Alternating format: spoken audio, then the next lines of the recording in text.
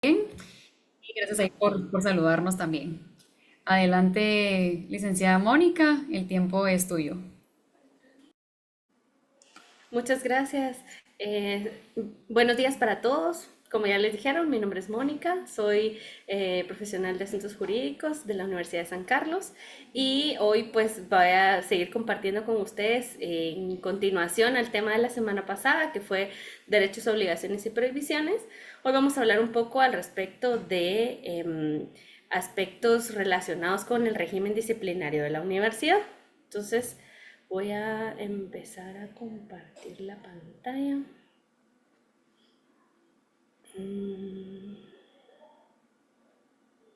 Muy bien. Entonces, vamos a hablar de las medidas disciplinarias y también del procedimiento de despido para trabajadores administrativos y docentes. ¿Por qué vamos a incluir el procedimiento de despido para los trabajadores universitarios?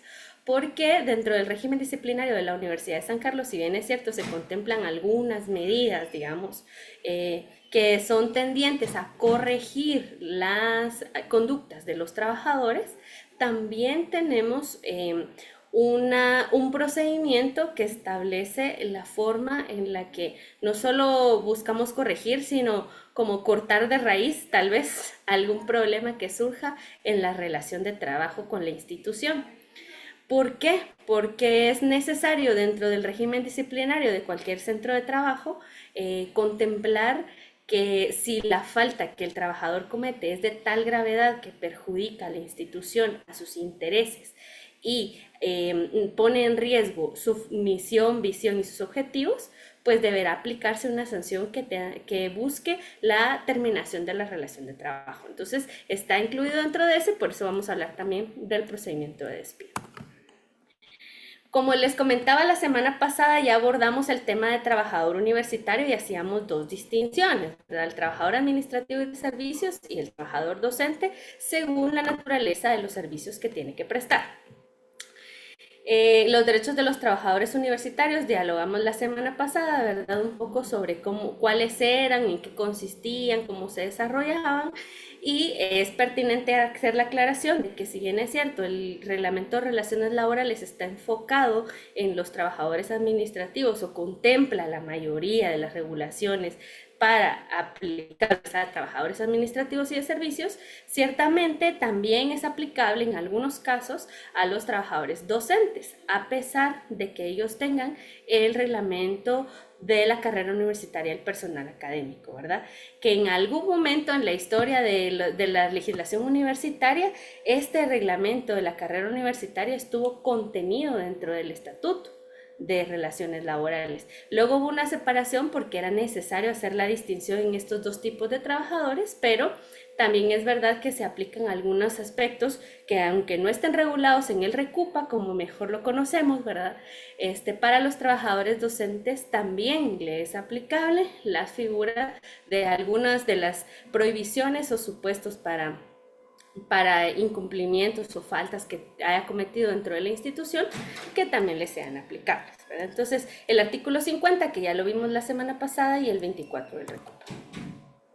Lo mismo pasa con las obligaciones, ¿verdad? Las del trabajador administrativo están contempladas en el 54 y en el 55, como lo vimos la semana pasada, y en el caso de los docentes, en los artículos 25, 26, 27 y 28 del recurso, ¿verdad? Ahora sí, medidas disciplinarias, ¿verdad? ¿Qué son las medidas disciplinarias? Son las acciones que toma el empleador con el fin de sancionar las violaciones a las obligaciones y prohibiciones contenidas en el reglamento, en la legislación universitaria y que pueden ser de tres tipos, ¿verdad? La primera medida que puede tomar es una amonestación oral o verbal, ¿verdad? Que se aplica cuando el trabajador falta a sus deberes de forma leve, ¿verdad? ¿A qué nos referimos con esto? A que es algo que es una conducta, digamos, contraria a las obligaciones y a las prohibiciones que establece la universidad, pero que no es tan grave o que se ha hecho de digámoslo así, en un nivel menor, ¿verdad? Es algo que apenas y logramos notar que realmente es un incumplimiento. En ese sentido, el empleador está obligado, por conducto de las autoridades nominadoras y de los jefes inmediatos, a establecer ¿verdad? Una llamada de atención a la persona que le ayude a reflexionar sobre esas actitudes que está teniendo, que pueden llegar a derivar en una actitud más grave si se dejan pasar, ¿verdad? Entonces, a eso lo conocemos como amonestación oral, ¿verdad? Este tipo de amonestaciones depende de la decisión de la autoridad nominadora o en su caso del jefe de la dependencia. ¿Por qué decimos eso, verdad? Porque ¿quién va a poder saber más que el jefe inmediato o el que comparte más directamente con los trabajadores sobre los incumplimientos o las posibles faltas que se están dando a las obligaciones que tienen como trabajador universitario, más que quien está cerca, ¿verdad? Entonces, ¿qué aspectos debe considerar en este caso el jefe inmediato o la autoridad nominadora para poder aplicar esta amonestación, verdad? Es primero hacerlo en privado, porque como les decía, si la falta no es tan grave, ya lo vimos también antes entre los derechos de los trabajadores, ¿verdad? No debemos incurrir en el error de pensar que porque le voy a llamar la atención, lo voy a tratar mal, le voy a faltar el respeto, lo voy a hacer quedar en ridículo en frente de los demás compañeros, ¿verdad? No es necesario. Para corregir no es necesario que la persona sea agresiva. Entonces, de ninguna manera. Por eso es que se hace la salvedad de que este tipo de amonestación se haga en privado, que se escuche al trabajador, es decir, que esté basada en el diálogo, que el jefe inmediato se pueda acercar a la persona y le diga, mire, ¿qué está pasando? Esto y estas actitudes he visto, no sé, se me ocurre, está viniendo tarde, mire qué le ha pasado, ¿verdad? Y que la otra persona tenga la posibilidad, en el caso del trabajador, la posibilidad de justificarse o de formular las razones que lo están llevando a eso, ¿verdad? Decir, no sé, tal vez tiene algún problema, yo qué sé, ¿verdad? Pero que pueda expresarse. Si no tiene ninguna justificación, pues en ese momento hacerle ver que se le está haciendo un apercibimiento para que por favor cumpla, ¿verdad? En el caso de la universidad es un tema, hablando propiamente de la puntualidad en la asistencia al trabajo, es importante porque nosotros somos una institución susceptible de fiscalización, ¿verdad? De fiscalización interna por medio de auditoría interna y también de órganos fiscalizadores a nivel nacional, como lo es la Contraloría General de Cuentas. Entonces, hay aspectos de las obligaciones de los trabajadores que sí que son necesarias, que se les ponga atención a que se cumplan a cabalidad, ¿verdad? Entonces, es por eso que se hace la salvedad aquí, ¿verdad? De escuchar al trabajador, pero también de resolver en el mismo acto, ¿verdad? De en ese momento decir, bueno, entonces usted sabe que es su obligación venir temprano, ¿verdad? En el ejemplo que les estoy poniendo, para que por favor corrijamos eso y no se repita, ¿verdad? Resolver en el mismo acto. Dejar constancia de tal llamada de atención en un documento escrito. Fíjense que esto es importante, porque como vamos a ver más adelante, si existe un cúmulo de estas amonestaciones verbales, puede dar pie a una llamada de atención por escrito o una amonestación escrita. Pero ¿y cómo doy constancia yo de que realmente le hice una llamada de atención verbal al trabajador, ¿verdad? De que realmente yo le dije antes, mire, corríjase, mire, por favor, cambiemos de actitud, ¿verdad? ¿Cómo puedo yo acreditar eso?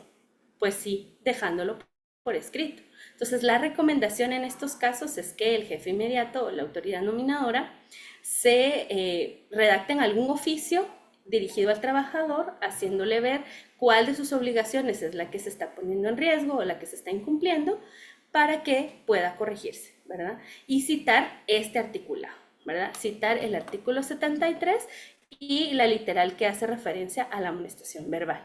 ¿Para qué? Para que todos estemos en paz, ¿verdad? Está sabido el trabajador de lo que hemos hablado y yo tengo una constancia de que se le ha dicho, ¿verdad? Para evitar después malos entendidos de no me dijo, de mi palabra contra la suya, yo digo que no, etcétera, ¿verdad? Entonces, por eso decimos que sea con copia al trabajador y al expediente en la unidad, ¿verdad? Para que tengamos todos claridad y de alguna forma constancia de lo que está sucediendo. Luego tenemos la amonestación escrita. En esta se da cuando el trabajador incurre en un mismo mes calendario en tres amonestaciones orales, como les decía, de las que mencionábamos anteriormente, o cuando la gravedad de la falta lo amerite.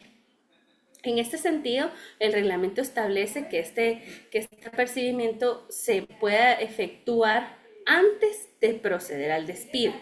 ¿Qué quiere decir con eso? Si es una actitud que es recurrente, si yo de primas a primeras quiero, no sé, irme por el despido, tendría que haber acreditado si alguna vez le he llamado la atención a esa persona para que se corrija su actitud. Esto independientemente de que la actitud que el trabajador tenga sea alguna de las actitudes establecidas como causas de despido directo justificado. ¿Me doy a entender ahí? Es decir, si es por incumplimiento de mis obligaciones y no encuadra mi actitud en alguna de las causales de despido directo justificado, entonces procede amonestación por escrito. Si hay tres sanciones, más de tres en un mismo mes calendario, entonces podríamos acudir a un procedimiento de despido cuando las causas no sean de las citadas en las causales de despido directo justificado.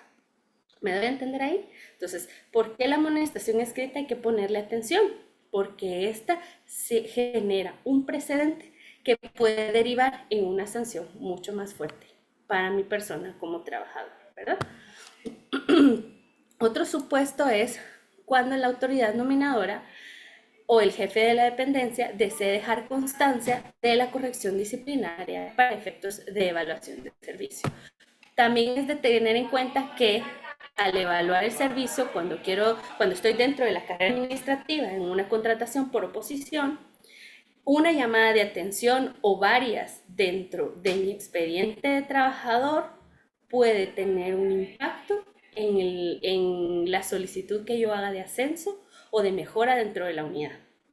Sí que pesa dentro de la evaluación para ser considerado dentro de los ascensos que puedan haber en la dependencia. Entonces, si una persona tiene llamadas de atención dentro del plazo que establece el reglamento de relaciones laborales para poder acceder a una mejora, hay que tomarlas en cuenta porque es una, digamos, como con lenguaje actualizado es una bandera roja, ¿verdad? Es una red flag dentro de la posibilidad de ascenso dentro de la dependencia. Entonces, sí hay que tener cuidado en el caso de los trabajadores que cuando tienen una amonestación por escrito, la misma puedan hacer uso de su derecho de defensa, es decir, como decimos acá, ¿verdad? Los aspectos a considerar son lo mismo, o ir previamente al trabajador, enviarle su notita, ¿verdad? Mire, está pasando esto, su obligación es tal, defiéndase, ¿verdad? Y entonces que el trabajador tenga la oportunidad de en 24 horas poder formular sus explicaciones de tal manera que se justifique de esto que se le está señalando como una posible amonestación por escrito. No quiere decir que yo de una vez, mire, usted incumplió con tal y entonces primera llamada de atención por escrito sin haber escuchado al trabajador. Eso no es así, ¿verdad? Entonces tienen que tener cuidado de, primero, en el caso de los que son jefes inmediatos o autoridades nominadoras, pues sí, al momento de formular la amonestación, primero darle oportunidad al trabajador para que se pronuncie sobre lo que está pasando. Y en el caso de los trabajadores, cumplir con el plazo que establece esta medida disciplinaria para justificarse verbalmente y por escrito. Mi recomendación es que sea por escrito. Si a usted le mandaron una nota diciéndole, mire, esto está pasando, su obligación es tal y no está cumpliendo, dígame qué pasó. Yo como trabajador tengo la obligación, dentro del plazo de 24 horas, plantear mis justificaciones y documentarlas, ¿verdad? ¿Para qué? Para que eso también conste dentro del expediente administrativo, porque todas estas medidas disciplinarias deben documentarse dentro del expediente administrativo del trabajador.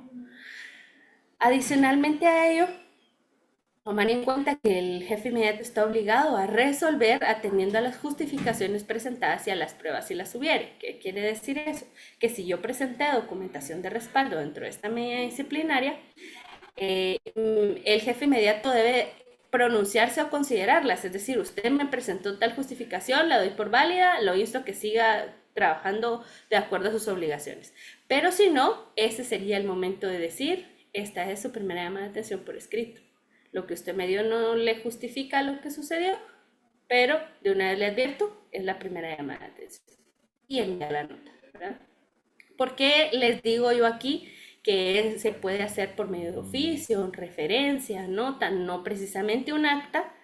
Porque estamos todavía en medidas que, en la definición que dijimos de medidas disciplinarias, ¿verdad? Es una forma preventiva de ir sancionando los incumplimientos, pero no estoy en la relación de trabajo, ¿verdad? Entonces, esta comunicación de lo que resuelve el jefe inmediato al trabajador, ¿verdad? Deberá hacerse, notificársele y si en el caso el trabajador estuviera sindicalizado, pues trasladar una copia al sindicato para que estos tengan conocimiento de lo que se está haciendo y de las justificaciones que hay.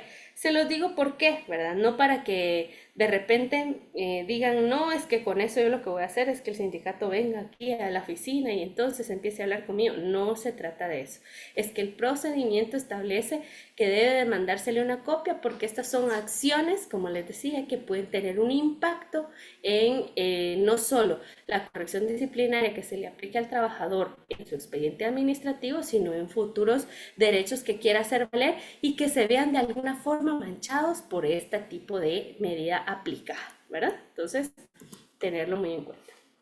La otra medida disciplinaria que contempla el reglamento es la suspensión sin goce de salario, que puede ser hasta por 15 días, es decir, que esos 15 días son el límite máximo en el que se le puede aplicar una suspensión sin goce de salario a un trabajador, ¿verdad? Y se da cuando el trabajador ha sido objeto de 2 amonestaciones escritas en un mismo mes calendario, o cuando cometa, a juicio de la autoridad nominadora o del jefe de la División de Administración de Recursos Humanos, una falta que amerite tal sanción. En esto quiero hacer una explicación particular. La suspensión sin goce de salario en el reglamento está contemplado así, dice la autoridad nominadora o el jefe de la División de Administración de Personal. Sin embargo, para efectos prácticos, a partir de el artículo de administración descentralizada que está contemplado en el Estatuto de la Universidad de San Carlos de Guatemala, nos vemos en la necesidad de quien inicia este proceso de suspensión sin goce de salario es el jefe inmediato o la autoridad nominadora, ¿verdad? Es esta autoridad nominadora quien está obligado a desarrollar el procedimiento que incluye formular el cargo al trabajador, oírlo y resolver. Eso lo realiza el jefe inmediato o la autoridad nominadora, ¿verdad? Del trabajador que se trate. Y al resolver, de acuerdo a las justificaciones presentadas y a las pruebas si las hubiere, de eso resuelto va a tomar la decisión de aplicarle sea los 15 días de suspensión o menos, ¿verdad? Y este documento se va a trasladar al jefe de la División de Administración de Personal para su consideración. De alguna forma, como para decir, va a refrendar esta decisión. El jefe de la División de Administración de Personal tiene la posibilidad de confirmar o modificar esa resolución. Es decir, de decirle, mire, la autoridad nominadora decidió que se va a ir suspendido 5 días. Muy bien. Cuando pasa a recursos humanos, el jefe de la División de Administración de Personal determina, de acuerdo a la documentación y al procedimiento que se le pone a la vista, que corresponde que sean 10 días. Lo puede modificar. Igualmente, a la inversa. La autoridad nominadora dice son 15 días, el jefe de la División de Administración de Personal considera que tal vez sean menos y que no se ven lesionados los derechos de la universidad, ¿verdad?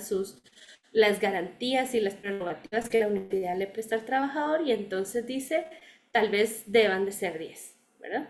O no sé, 11 días. Eso sí lo puede hacer la División de Administración de Recursos Humanos y dependerá de la forma que el expediente tenga para poderse considerar. ¿Por qué pasa este expediente a la División de Administración de Recursos Humanos? ¿Por qué? Porque si se dan cuenta, esta medida disciplinaria tiene un impacto directo en el salario del trabajador. Y esa es una decisión que no puede tomar solamente la autoridad nominadora, ¿verdad? Porque recordemos que si bien es cierto, cada dependencia administrativa tiene una tesorería que se encarga de la regulación y del trámite de pago de los trabajadores, solamente corresponde a la unidad de salarios de la División de Administración de Recursos Humanos establecer cómo se van a pagar esas nóminas. Y entonces, si es en base a un procedimiento de este tipo, sí tendrá que estar en conocimiento de la División de Administración de Recursos Humanos que no se está lesionando más derechos del trabajador, sino los que la falta de realizada a sus obligaciones como trabajador puede contemplar, ¿verdad? Entonces eso hay que tenerlo en cuenta. Los aspectos a considerar ya se los mencionaba ahora, ¿verdad? Formular los cargos al trabajador por medio de un acuerdo. Aquí sí hacemos la salvedad que sea un documento de este tipo. También podría ser un acta, pero en el acta administrativa a veces no podemos tener, digamos, libertad de ordenar los cargos, de colocar la información que necesitamos para la formulación de los cargos al trabajador. Por eso recomendamos un acuerdo.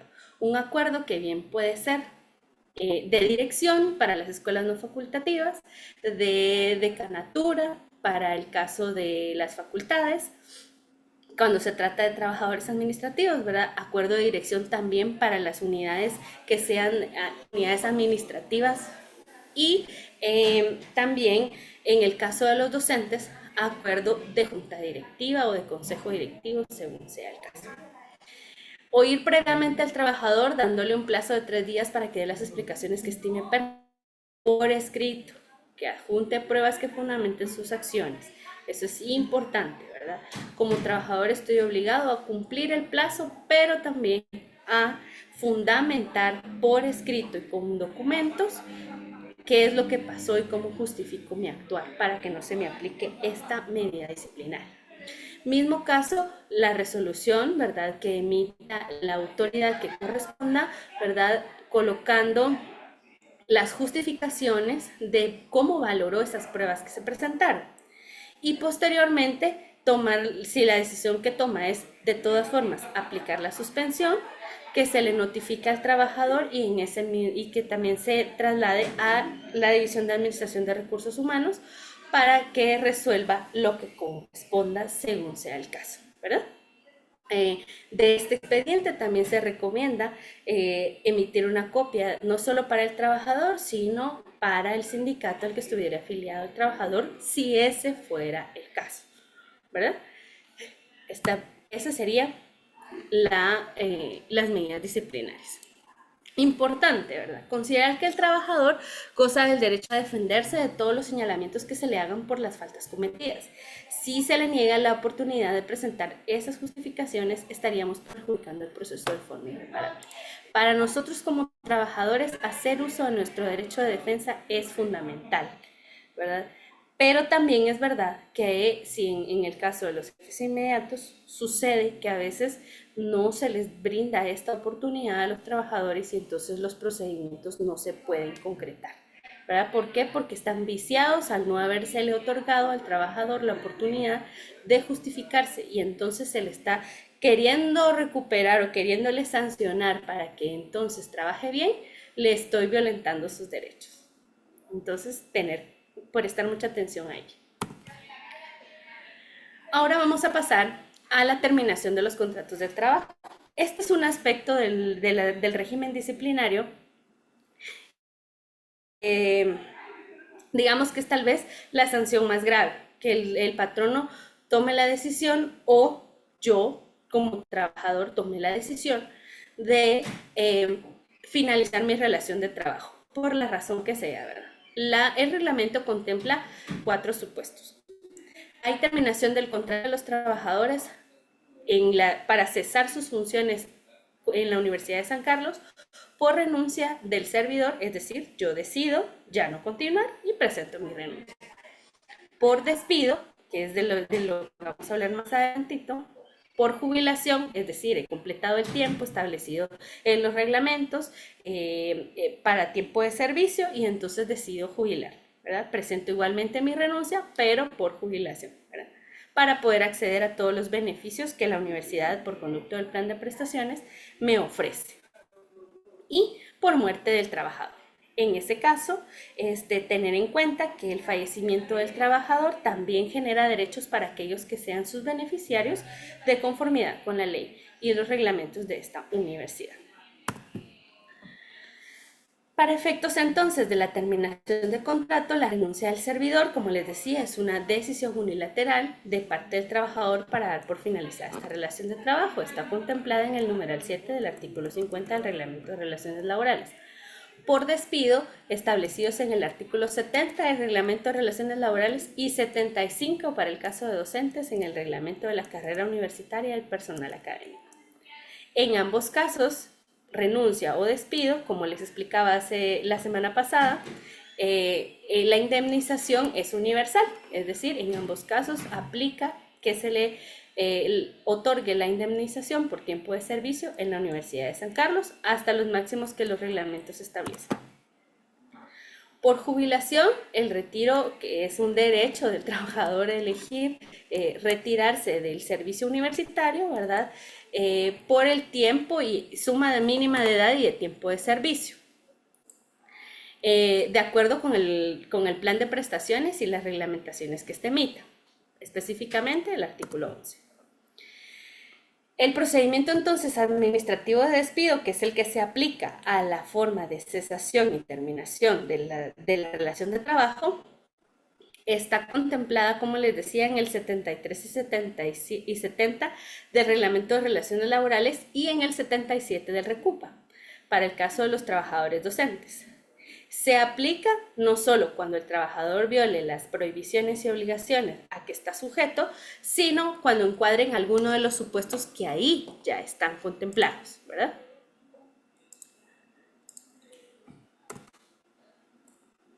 Veo una manita levantada, solamente que las preguntas las vamos a dejar al final para que pueda yo terminar de explicar. Tal vez en lo que esté terminando de explicar está la respuesta a su pregunta, y si no, guardémosla ahí y en el momento de preguntas ya vamos a poder conversar. Gracias, licenciada Mónica. Ahí está. Bueno, entonces, en el procedimiento administrativo de despido, aquí se los voy a intentar explicar lo más que pueda. Les hice esta serie de pasos, ¿verdad?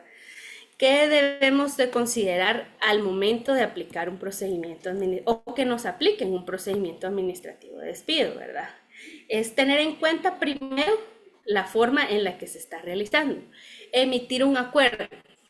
Para el procedimiento administrativo de despido es indispensable que la autoridad nominadora emita el acuerdo en el que se formulan los cargos y se da inicio al procedimiento. ¿Cómo es esto? Pues sí, se recomienda que sea un acuerdo de dirección, decano, junta directiva, según sea el caso y el tipo del trabajador a que nos estemos refiriendo, ¿verdad? En el que se resuelva no solo iniciar el procedimiento, formular los cargos, sino también concederle audiencia por 3 días al trabajador para que por escrito pueda hacer uso de su derecho de defensa, ¿verdad? Eso es importante. ¿Por qué? Porque al momento de realizar un procedimiento administrativo de despido, la forma, los pasos y de lo que estamos hablando, así como del derecho de defensa, son fundamentales. Si eso no se contempla desde el primer momento, el procedimiento está viciado y posiblemente no logremos el objetivo que tengamos. Notificar al trabajador. Como trabajador yo les puedo decir que si ustedes les notifican un acuerdo de inicio de procedimiento administrativo de despido y ustedes tienen las justificaciones documentales necesarias, no se alarmen, sino cumplan con los plazos correspondientes. Fíjense que hemos tenido la experiencia de casos en los que se le ha querido notificar un tipo de acuerdo de esta manera a algún trabajador y resulta que el trabajador se niega a recibir la notificación. Mucho cuidado con eso, ¿verdad? Si a mí me van a notificar cualquier documentación relacionada con alguna de las conductas que debo de tener dentro del trabajo, lo recomendable es recibirlas y tomar las acciones de ejercer mi derecho de defensa, de presentar documentos y de justificarme que correspondan. ¿Por qué? Porque que yo no reciba no quiere decir que el procedimiento no va a continuar. ¿Por qué? Porque cuando se dan las notificaciones de la forma que la ley establece, en estas se pueden hacer anotaciones de que se le comunicó a la persona, se hizo de su conocimiento el contenido de esta notificación y que la persona, aún sabiendo de qué se trataba, se negó a recibir, puede dejar la anotación de que la persona tiene el conocimiento y que no quiso firmar ni recibir nada y de todas formas continuar con el proceso. Que usted no reciba no significa que no va a continuar el procedimiento. Entonces, mucho ojo con eso. Es mejor recibir el documento, leer de qué se trata y buscar la manera de justificarse a los cargos formulados y no estar en desconocimiento y a partir de eso pretender que no ha pasado nada, ¿verdad? Luego de esto, ¿verdad? Pasados los 3 días, el trabajador presenta sus argumentaciones o no, que ese caso para nosotros como trabajadores, como les digo, no es lo más recomendable. Siempre debemos evacuar la audiencia por 3 días y presentar nuestras argumentaciones y justificaciones, presentando pruebas, ¿verdad? ¿Por qué? Porque la autoridad nominadora está obligada a realizar un análisis sobre el cargo formulado y la documentación que se le traslada para que resolver lo que corresponda según los reglamentos, ¿verdad? Entonces, ¿qué puede resolver en esta segunda oportunidad después de haber presentado las justificaciones? Puede resolver destituir al trabajador indicando la forma en que valora las argumentaciones, es decir, usted me presentó un documento de tal, pero ese documento no acreditaba tal circunstancia, ¿verdad? Esas serían las argumentaciones sobre por qué, aún teniendo esos documentos, estos no se toman en cuenta. Y luego, ¿verdad? Señalar el fundamento legal que sea aplicable al caso para la decisión que está tomando. Puede ser que sea la de destituir al trabajador, pero también puede ser que sus justificaciones sean suficientes y que la misma autoridad decida no despedirlo, sino resolver que solamente se le hace una llamada de atención, ya que sí se da por justificados tales aspectos, entonces que lo otro solo corresponde a una llamada de atención por escrito y termina el procedimiento. ¿Eso puede suceder? Sí puede suceder. ¿Por qué? Porque a veces pasa que, no sé, pareciera que yo he faltado 7 días, pero tal vez estoy hospitalizado y no he podido gestionar el aviso de la suspensión porque estoy en el hospital inconsciente y nadie más lo sabe. Y esa sí que es una justificación que no puede ser encuadrada en una causal de destitución porque yo estaba imposibilitada para informarle a mi patrono que no podía llegar porque estaba en el hospital. ¿Me doy a entender ahí? Bueno. Entonces, para que tengamos eso claro, la notificación de este segundo acuerdo, al recibirle el trabajador, pues puede hacer uso de las herramientas que le proporciona el propio reglamento para impugnar este mismo procedimiento. Aquí hay un punto importante que yo lo coloco porque creo que es de conocimiento general que la universidad se encuentra comúnmente dentro de procesos de conflictos colectivos de carácter económico-social que le brindan prevenciones. Esas prevenciones generan la necesidad de hacer otro trámite dentro del mismo procedimiento administrativo. ¿Y qué quiere decir? Que la Dirección de Asuntos Jurídicos informa o responde a las consultas que la autoridad nominadora haga sobre la posible necesidad de plantear un incidente de autorización de la terminación de trabajo. Y eso también quisiera hacerles una aclaración ahí. Que en la terminación de la solicitud de autorización de terminación del contrato laboral, no implica que el trabajador ya está despedido. Mucha atención con eso. Porque hay personas que solo le dicen, mire, está destituido y ya dejan de llegar. Y entonces dice, me despidieron y entonces voy a ir a demandar porque tal cosa. No, les comunico que como trabajadores tienen el derecho de continuar asistiendo a sus labores hasta que este acuerdo en el que se resolvió despedirlos no esté firme. Es decir, si usted presentó una impugnación en contra de lo resuelto por su autoridad nominadora, puede ir a presentar su recurso ante la Junta Universitaria de Personal o la Junta Universitaria de Personal Académico, según sea el caso. Entre tanto, su relación no ha terminado con la universidad y usted está obligado a seguir cumpliendo con sus funciones y sus obligaciones. Si usted deja de ir, usted se perjudica como trabajador porque la universidad sí puede reclamarle por la vía judicial que usted ha dejado de hacer sus labores. Entonces, mucho ojo con eso, ¿verdad?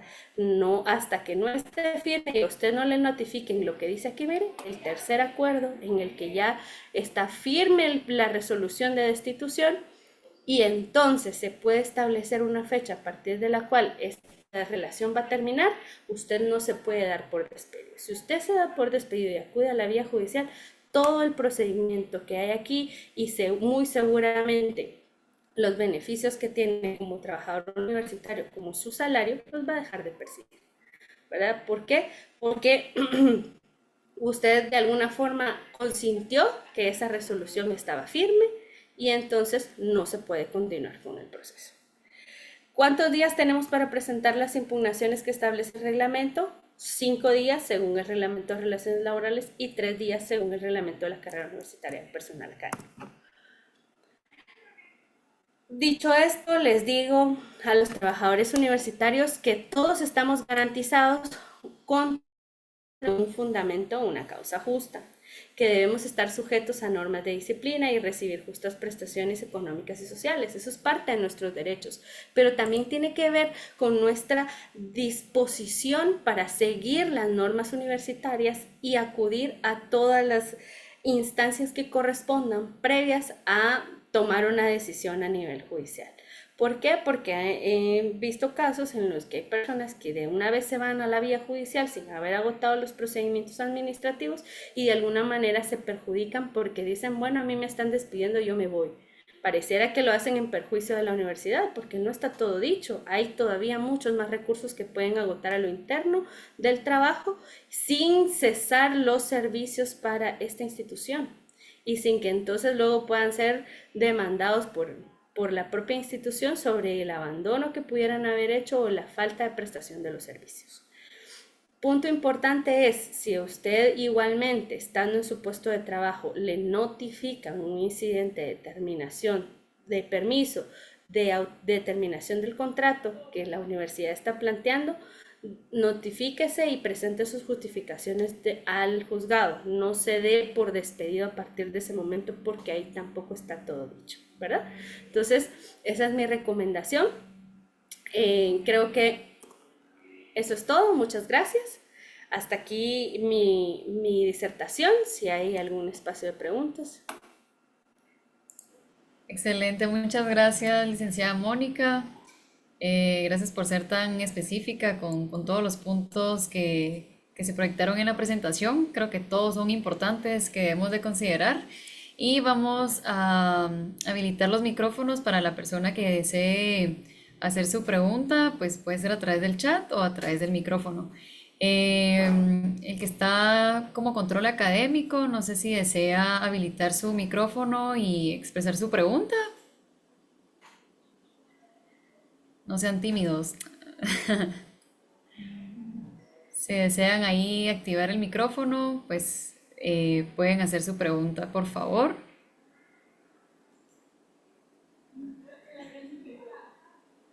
O alguien más que quiera levantar la manita.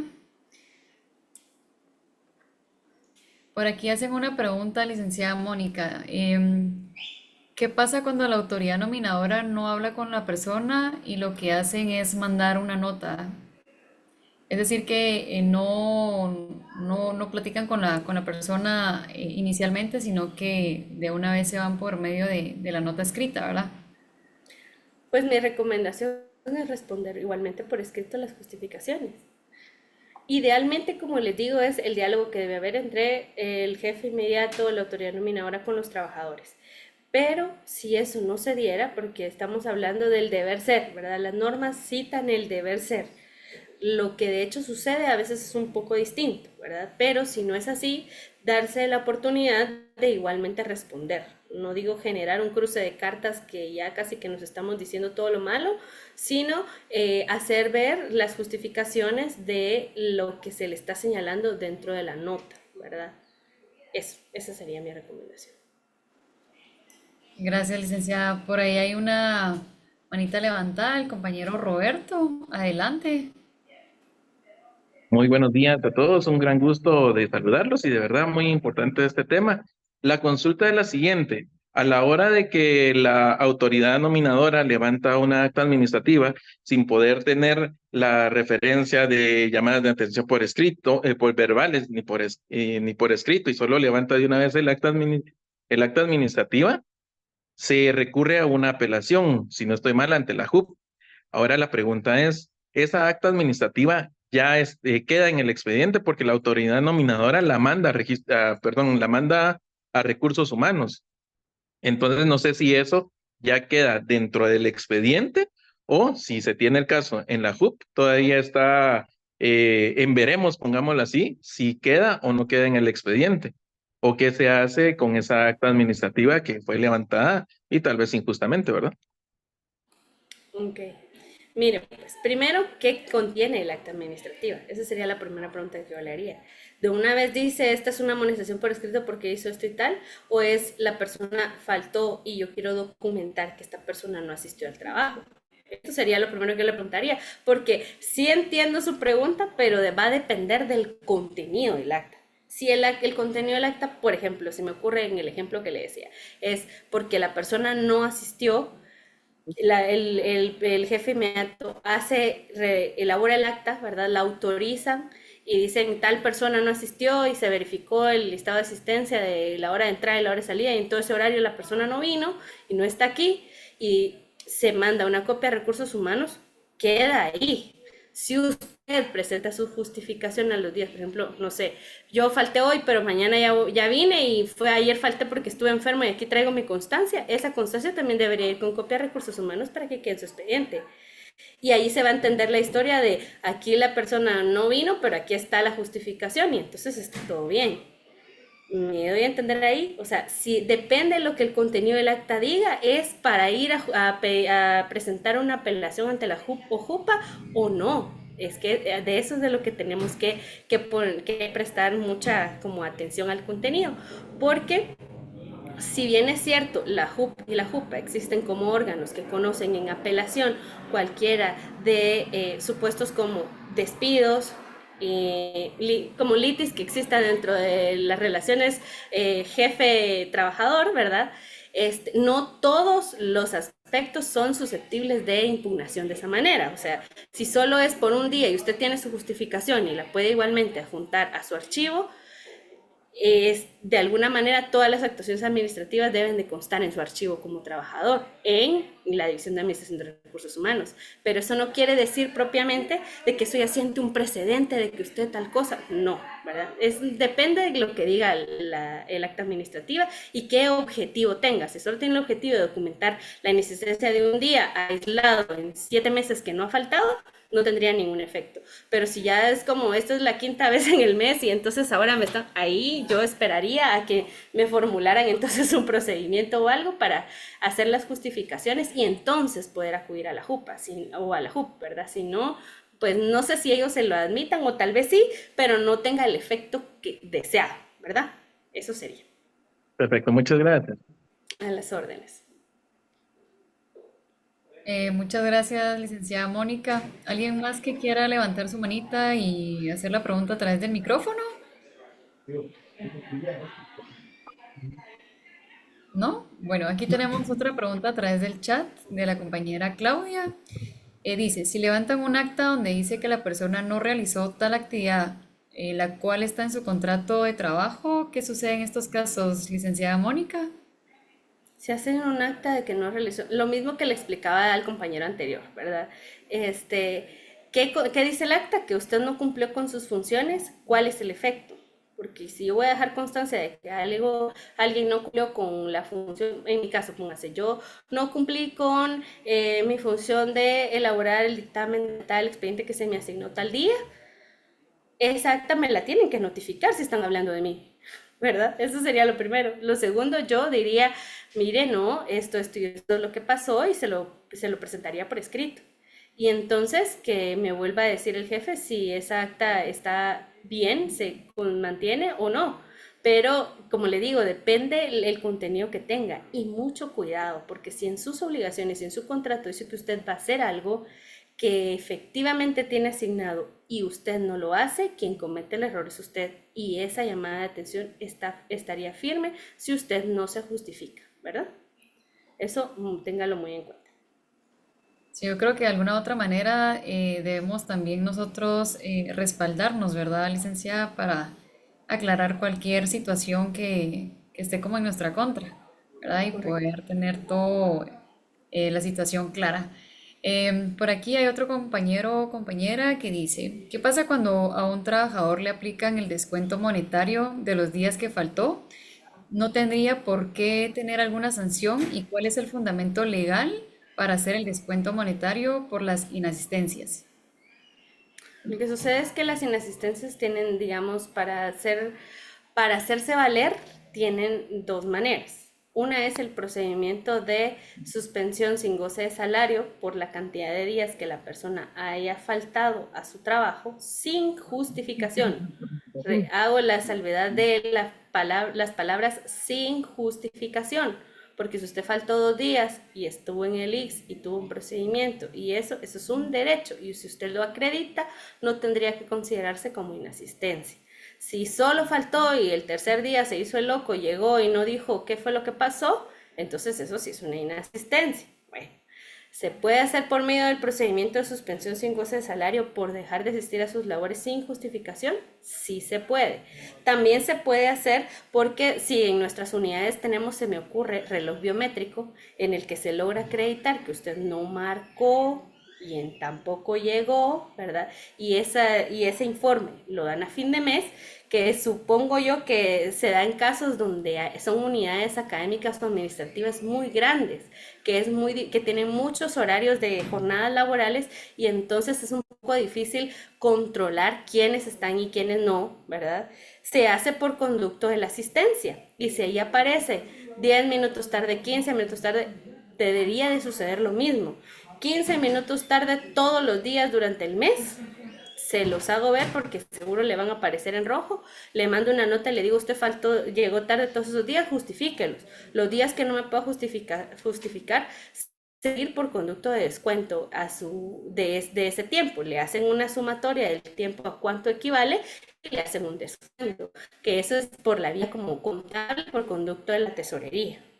Pero va a depender de la cantidad de tiempo que sume ese tiempo de llegadas tarde, ¿verdad? Entonces, esas son las formas en las que se pueden hacer valer sus derechos. Obviamente no se van a aplicar las dos al mismo tiempo, de que me hicieron la sumatoria, pero luego también me van a suspender una cosa o la otra, ¿verdad? Eso sería la manera. Gracias, licenciada Mónica. ¿Alguien que desee abrir su micrófono y expresar su pregunta? No sean tímidos, por favor. Es el momento de aprovechar a la licenciada Mónica. Bueno, aquí hay otra pregunta a través del chat. La compañera Carol dice, previo a tomar la decisión de despedir al trabajador, ¿debe realizarse la consulta a la Dirección de Asuntos Jurídicos para evitar demandas con el conocimiento respectivo de la División de Administración de Recursos Humanos? Creo que ahorita que la universidad está emplazada, debe realizarse el proceso por medio de juzgado competente. Correcto, era lo que les mencionaba al final de la presentación del procedimiento. Sí tiene que hacer la consulta a la Dirección de Asuntos Jurídicos, pero si la consulta es favorable, es decir, si la dirección dice sí, la universidad está emplazada y sí necesita usted realizar la gestión del permiso para la terminación de la relación de trabajo, la unidad o el jefe inmediato debe trasladar el expediente completo. Y expediente completo me refiero incluso hasta el segundo acuerdo donde toman la decisión. Por ejemplo, donde se acuerda el despido, tiene que estar emitido ese acuerdo cuando lo mandan con nosotros. Porque imagínese que después de todas las pruebas que presentó el trabajador, el jefe inmediato decida ya no despedirlo. ¿Para qué no lo va a mandar si no lo va a despedir? ¿Qué permiso le vamos a pedir nosotros al juez si no lo va a despedir?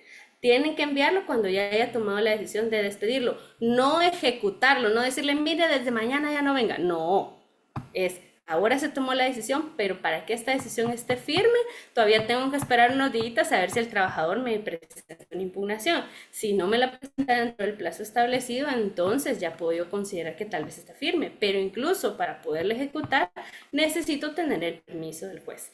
Entonces, Ese expediente completo lo trasladan a la Dirección de Asuntos Jurídicos y nosotros aquí realizamos la gestión judicial para pedir los permisos que correspondan. Pero para eso necesitamos tener un expediente administrativo, porque el juez no nos admite una solicitud de terminación si no tenemos un expediente administrativo conformado. Perfecto, licenciada Mónica, muchas gracias. Por aquí, Cristina, no sé si desea abrir su micrófono o que demos lectura en el chat. Gracias, buenos días. Adelante, Eh, bienvenida. gracias, tenía la inquietud, pues todos sabemos que la universidad se encuentra emplazada y que esto es un impedimento, se podría decir, para que se despida a un trabajador sin previa autorización de un juez competente, como lo decía usted, licenciada Mónica.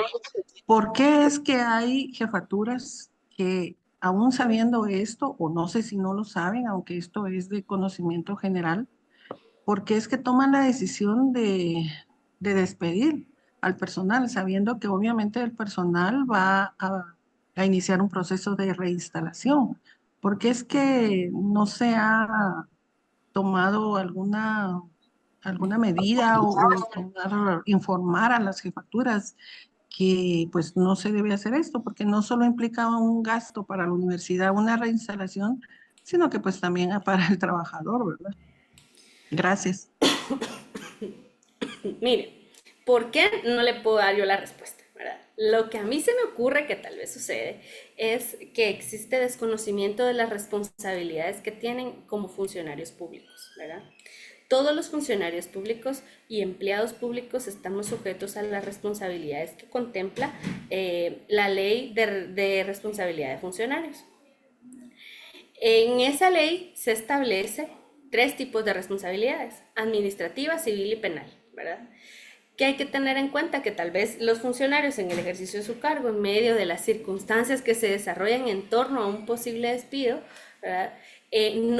No visualizan los efectos que tiene incluso para ellos en su responsabilidad de haber tomado la decisión de no cumplir con los procedimientos que la universidad tiene establecidos. Si las autoridades lo saben, sí lo saben. La Dirección de Asuntos Jurídicos ha emitido cada año una circular indicando que deben solicitar los permisos que se corresponden ante el juzgado que conoce el conflicto colectivo con la suficiente anticipación y trasladarlo acá con nosotros. En ningún momento se les dice, mire, usted tiene carta blanca, haga lo que quiera. No, ¿verdad?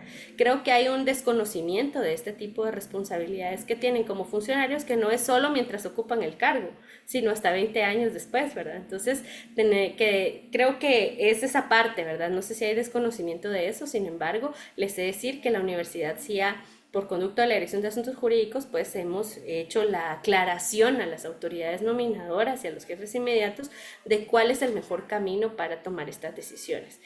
Pero en el mismo sentido de la administración descentralizada, de alguna forma las decisiones que estas autoridades toman les corresponden solo a ellos. Nosotros como Dirección de Asuntos Jurídicos no tenemos la potestad de decirles, usted si no hace tal cosa, entonces va a tener una consecuencia. Nosotros no somos un órgano que esté con tal superioridad como si tal vez lo está el Consejo Superior Universitario, ¿verdad? O el señor rector como autoridades administrativas superiores, de cara a estas circunstancias, pero si no decirle las justificaciones no, sin embargo le digo que existen estas responsabilidades que se tienen que observar y si no, pues se tomarán las medidas que se estimen pertinentes. Sí, es lamentable porque la universidad tiene muchos procesos judiciales en su contra. También me atrevo a decir que hay muchos trabajadores que tienen muy mala fe en contra de esta institución que es tan buena, tan noble y que siempre está dispuesta a ayudar, que se aprovechan de esa bondad tomando decisiones que perjudican a la institución, ¿verdad? Entonces, de los dos lados tendríamos un compromiso y una responsabilidad. Gracias, licenciada Mónica. Como tú lo dijiste, ¿verdad? El compromiso es de ambas vías, tanto de la universidad como nosotros de los trabajadores, ¿verdad? Por aquí Cristina hace la consulta que si nos puedes brindar el número de circular. No sé si mencionaste alguna circular en la capacitación o alguna de las preguntas, Moni. La circular es si no estoy mal, es la 1/2023, la del año pasado, y este año todavía no la hemos emitido porque tenemos unos giros jurisprudenciales de parte de la Corte y la vamos a aplicar hasta dentro de unos días. Entonces, la de este año, si no estoy mal, no se ha emitido como tal. La que tengo en mente es la 1/2023, en la que hacemos referencia de eso, ¿verdad? De que deben de solicitar a la Dirección de Asuntos Jurídicos y enviando con la anticipación debida la solicitud que corresponda. De lo contrario, es de alguna forma bajo la responsabilidad de la autoridad nominadora. Perfecto, muchas gracias, licenciada Mónica. Pues de verdad estamos muy, muy agradecidos con tu tiempo, por realmente no solo dar el tema de lo que está reglamentado, sino que también aconsejarnos qué es lo mejor para nosotros como trabajadores. Tenemos un pequeño reconocimiento para ti, el cual dice así. Universidad de San Carlos de Guatemala, División de Administración de Recursos Humanos, Unidad de Inducción y Desarrollo, otorga el presente diploma en agradecimiento a la licenciada Mónica José Ayala Tello por su valiosa disertación en el programa de inducción institucional con el tema de medidas disciplinarias, personal administrativo y docente, dirigido a los trabajadores administrativos de esta Casa de Estudios Superiores, con una duración de 1 hora, 30 minutos. Creo que esta vez fue más cortita, pero muy aprovechado el tiempo. Dado en la ciudad de Guatemala el 21 de agosto del 2024 y de enseñar a todos. Y firma la maestra Zulia Mivet Johnson, jefa de la División de Administración de Recursos Humanos, y la maestra Ana Ralda, coordinadora de la Unidad de Inducción y Desarrollo. Muchas gracias, licenciada Mónica. Muy, muy agradecidos contigo. Te haré hacer llegar el diploma. Y solo hay una manita más levantada. Vamos a aprovechar solo esta pregunta más para poder ya cerrar con la conferencia. Bienvenida, compañera Adriana. Adelante.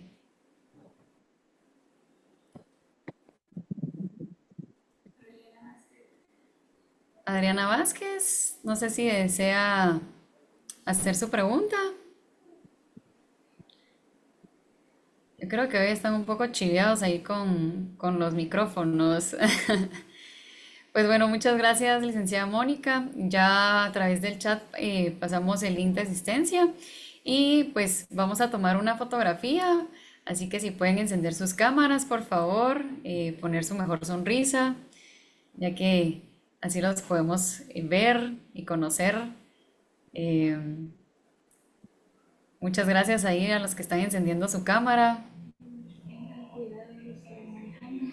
Y a los que van manejando, por favor, con cuidado, precaución.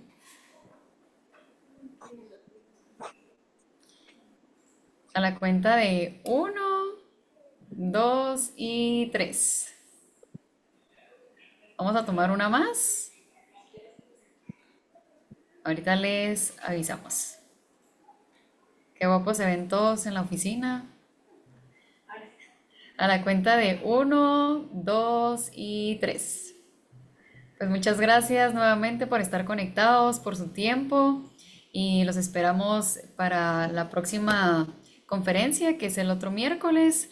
Así que muchas gracias y que tengan un bonito día. Gracias, licenciada Mónica. Qué gusto verte, como siempre. A las órdenes, que tengan feliz día. Gracias igualmente. Que tengan buen día. Feliz día. Gracias por saludarnos siempre en el chat y estar aquí con nosotros.